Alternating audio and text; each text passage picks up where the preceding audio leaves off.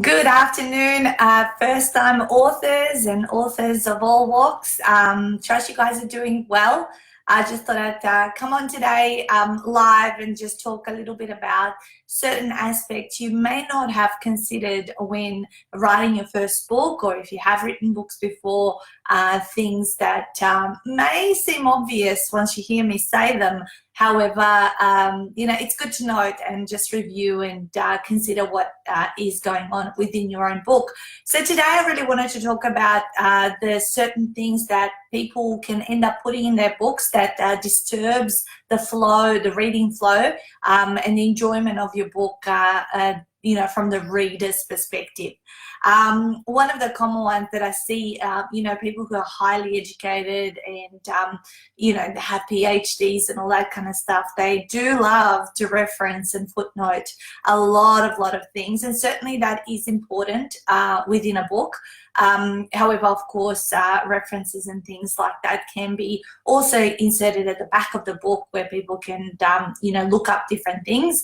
But I'm going to share 4 different aspects when you think about creating a book and how it's going to look in its final stages, because usually people insert these things during the layout stages of their book.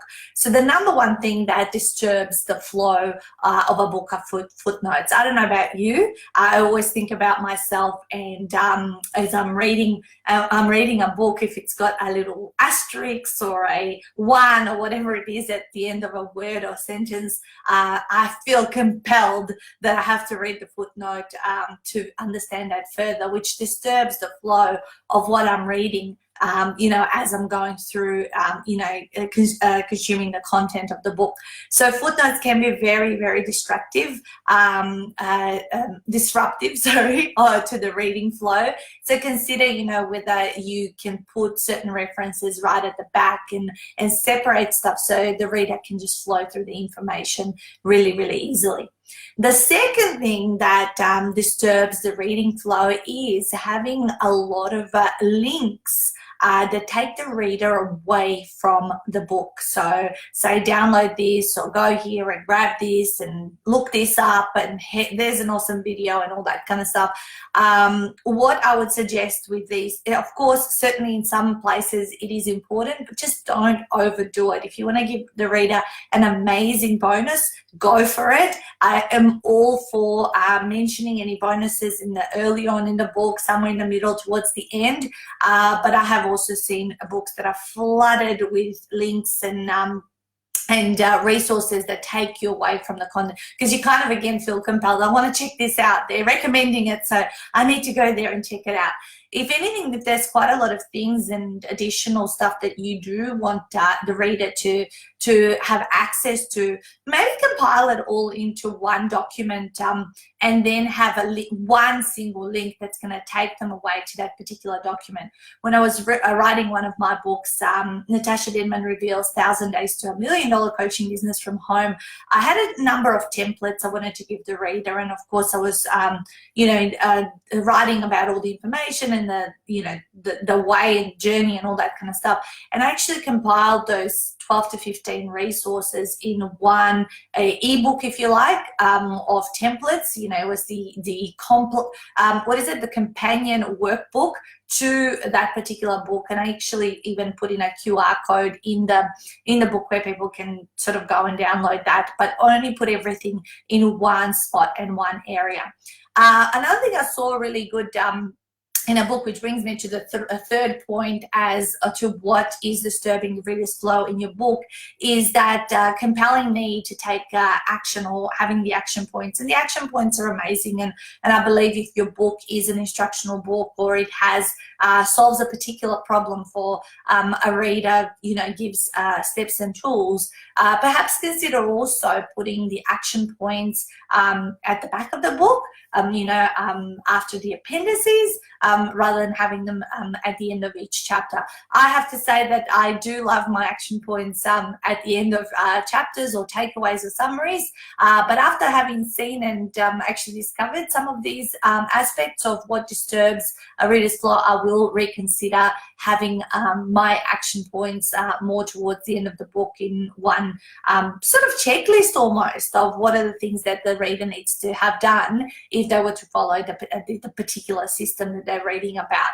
And of course, guys, you know, we are experts in creating systems and how-to books as well as autobiographical ones.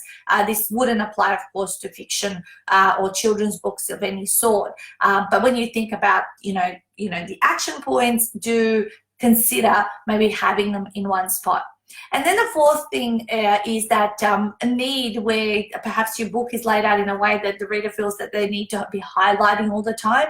And it's important, you know, when we're reading through a book, it's important that we do highlight those aha moments. And I'm a big fan of it. I don't absolutely highlight everything, but when I do finish highlighting stuff, I do then take the time, either myself or my assistant, to type it out or write it out so that it embeds more into my mind.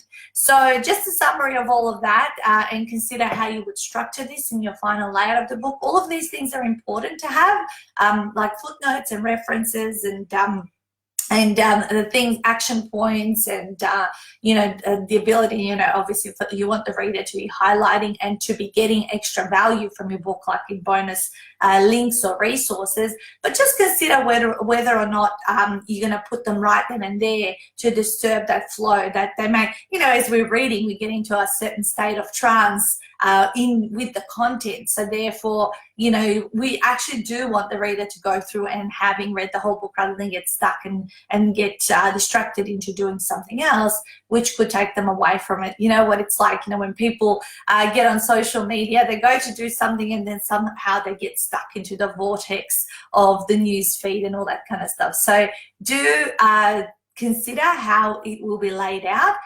Think about the four things that I've just spoken about of what to avoid doing and how you can perhaps structure it differently so that the reader gets the most enjoyment out of your book.